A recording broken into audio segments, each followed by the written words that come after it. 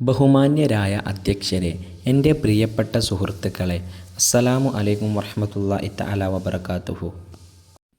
മനുഷ്യരെ ഉന്നതരാക്കുന്ന ഏറ്റവും വലിയ കാര്യമാണ് അറിവ്.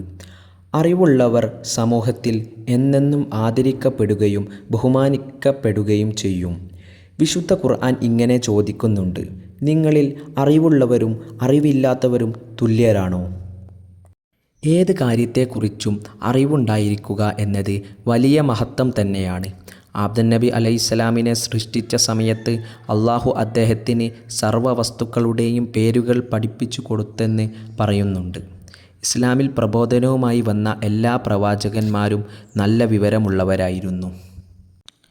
അറിവുള്ളവർ സമൂഹത്തിൽ ഏറെ ആദരിക്കപ്പെടുന്നത് നമുക്ക് കാണാൻ സാധിക്കും. ഒരു പണ്ഡിതനും ഒരു സാധാരണക്കാരനും യാത്ര ചെയ്യുന്നുവെന്ന് സങ്കല്പിക്കുക. വഴിയിൽ പണ്ഡിതൻ്റെ കൈപിടിക്കാനും വിശേഷങ്ങൾ തിരക്കാനും ആളുകൾ തിരക്ക് കൂട്ടുന്നത് നമുക്ക് കാണാൻ സാധിക്കും. അറിവില്ലാത്ത ആളെ ആരും പരിഗണിക്കുന്നതായി കാണില്ല. അറിവുള്ളവർ മരണപ്പെട്ടാലും അവരെക്കുറിച്ച് പറയാൻ ധാരാളം ആളുകൾ ഉണ്ടാകും. എന്നാൽ അറിവില്ലാത്തവൻ മരണപ്പെടുന്നതോടെ അവനെ ആളുകൾ മറന്നു പോകും.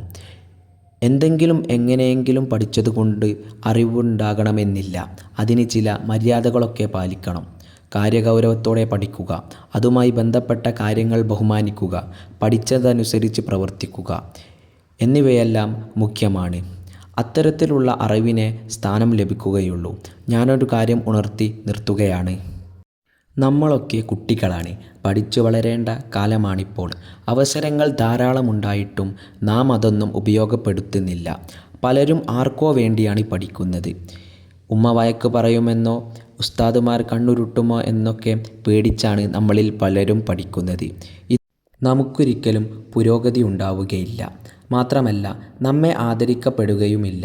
ആയതിനാൽ തന്നെ നാം അറിവിൻ്റെ മഹത്വം ഉൾക്കൊള്ളണമെന്നും നല്ല അറിവുള്ളവരായി തീരണമെന്നും അഭ്യർത്ഥിച്ചുകൊണ്ട് ഞാൻ എൻ്റെ പ്രസംഗം ഇവിടെ നിർത്തുന്നു. അസ്സലാമു അലൈക്കും വറഹ്മത്തുള്ളാഹി തആല വബറകാതുഹു.